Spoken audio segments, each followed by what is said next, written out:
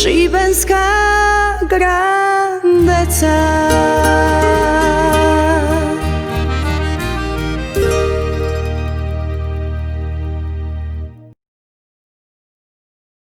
Čast da otvori ovaj serijal u kojem predstavljamo kandidatkinje za Šibensku Grandecu 2020. Pripao je mojoj kolegici, novinarki, ali i aktivistički i volonterki Snježani Klarić, koja već 10 godina, kako mi to volimo reći, pomiče granice u svojoj lokalnoj zajednici. U Šibeniku organizira različita događanja, i humanitarna i kulturna, a zapravo nikad sebe ne stavlja u prvi plan. Snježa, dobar dan, i neću te ni pitati, znam da ti baš nije lako predstaviti se u novom svjetlu, s obzirom na to da jesi samozatajna i da takav dojam ostavljaš. Dakle, prvo pitanje, kako si doživjela ovu vijest da si jedna od kandidatkinja za Šibensku Grandecu? Pa, prvo je bila na lajme, baš zbog toga što sve što se radi se zbog događanja samog, a ono što ostaje nakon njega, odnosno za društvo tu u Šibeniku, a jasno nakon o tom potom tu cijeloj toj priči nekako manje bitno, dok sam zadovoljna onim što radim i reakcijama ljudi za koje je to namijenjeno, da je društvo ugodno i lijepo i da je to lijep poticaj za rad, svakako da je. I hvala. Pa upravo je naš cilj da pokažemo, da ukažemo na žene koje u ovoj lokalnoj zajednici rade puno dobrih stvari, a zapravo ih se tako niti ne doživljava. Negdje su nevidljive jer su tako slabo primijećene.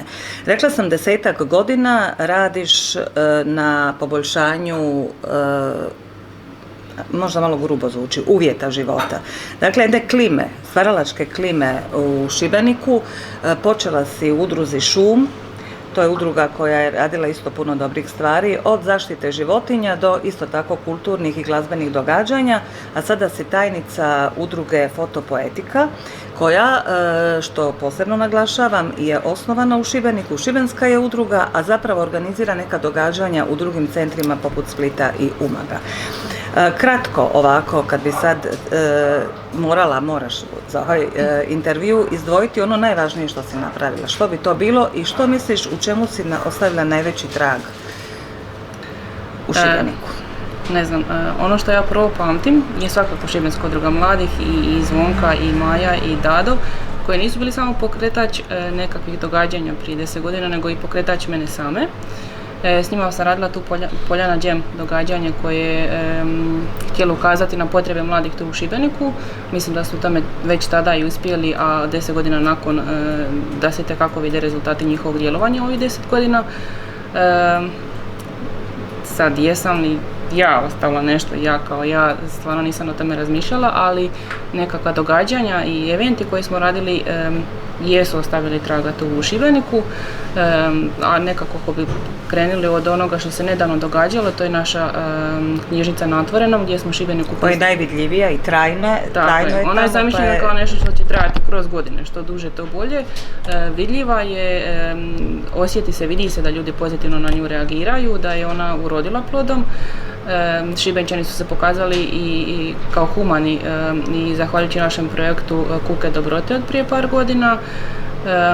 Naravno, to je i posebno dragi projekt koji se tiče našeg tu akademika Petra Guberine, njegovog prijatelja i njegovog prijateljstva sa MSZ-om, koji je od svjetske važnosti, ne samo ovdje za našu lokalnu zajednicu, koji isto tako je ostavio traga, ali i to nastavlja činiti, pa će tako Šibenik ove godine dobiti i prvi hrvatski prijevod jedne veoma značajne poeme.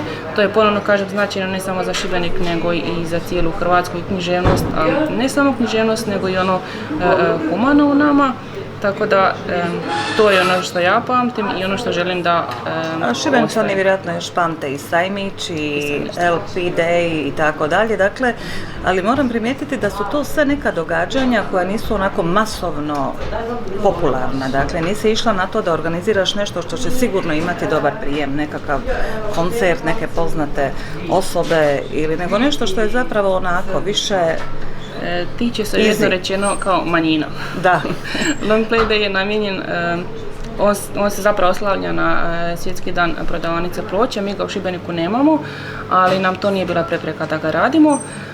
On je dakle namijenjen ljudima koji su obožavatelji, koji vole te stare ploče Sajmić je nekako krenuo kao iz potrebe ljudi koji su se bavili rukotvorinama, izradom rukotvorina. Njih isto tako tada nije bilo puno, danas ih je već nešto više, uglavnom su to sad već i obrtnici i vlasnici kućnih radinosti, na što sam ja zapravo jako ponosna, jer sad ću nekako uzeti dio medijskog kolača od Lulasa, ali Sajmić i Lulas su nekako izašli na svjetlo pred javnost zapravo zajedno, i onda sam ja baš nekako posebno vezana za Sajmić i za Lulasa, jer onak idu skupa.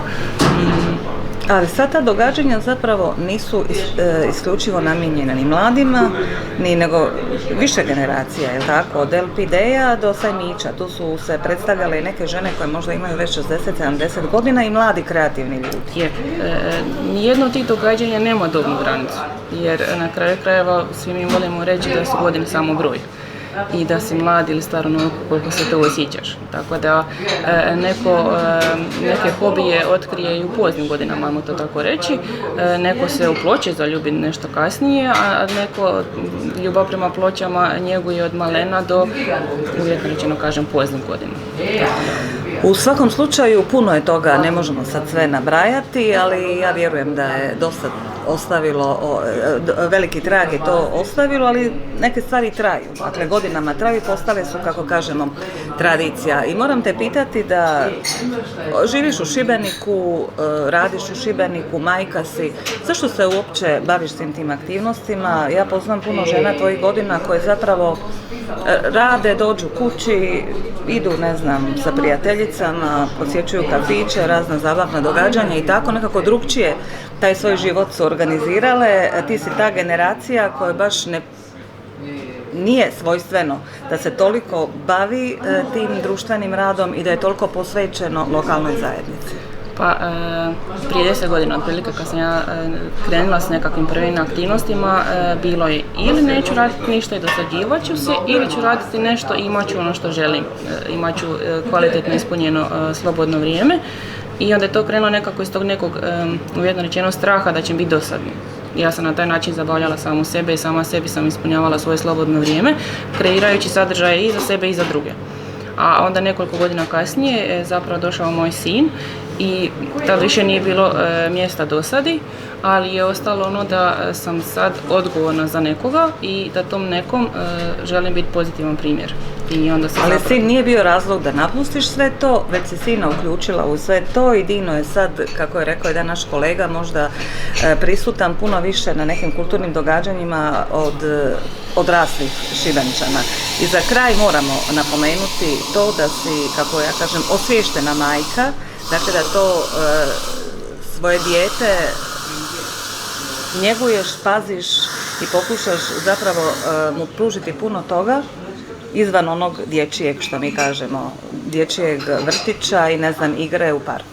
Pa je, ja sam njega mogla lišiti svih tih događanja na način da ostanem kući s njim i svoje vrijeme podredim njemu i tim nekakvim kao dječjim stvarima, odnosno onom roditeljstvu kako podrazumijeva nekako tradicionalno razmišljanje kakva majka mora biti ili što majka mora raditi, ili da ga povedem sa sobom, odnosno ostavim kraj sebe i da mu dopustim da on osjeti sve te nekakve pozitivne stvari koje donose ta događanja i ti ljudi koji uz to dolaze, a uglavnom su to najčešće uvijek i pozitivne atmosfere i pozitivni ljudi, jer ja vjerujem zapravo da to oblikuje čovjeka, i maloga i velikoga. Ja sam govorila da je on zapravo mali čovjek koji zaslužuje sve te nekakve lijepe stvari i da ga to oblikuje u čovjeka kakav će on biti kasnije, da to nešto pozitivno zapravo ostane u njemu i da on izraste u velikog čovjeka, ali ne stasom ni bankovnim računom, nego duhom.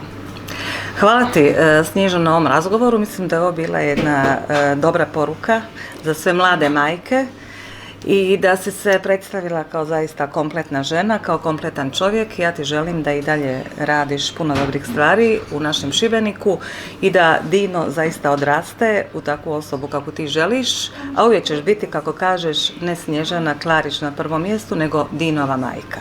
Hvala. Hvala još jednom. Bila si veleca, šibenska grandeca.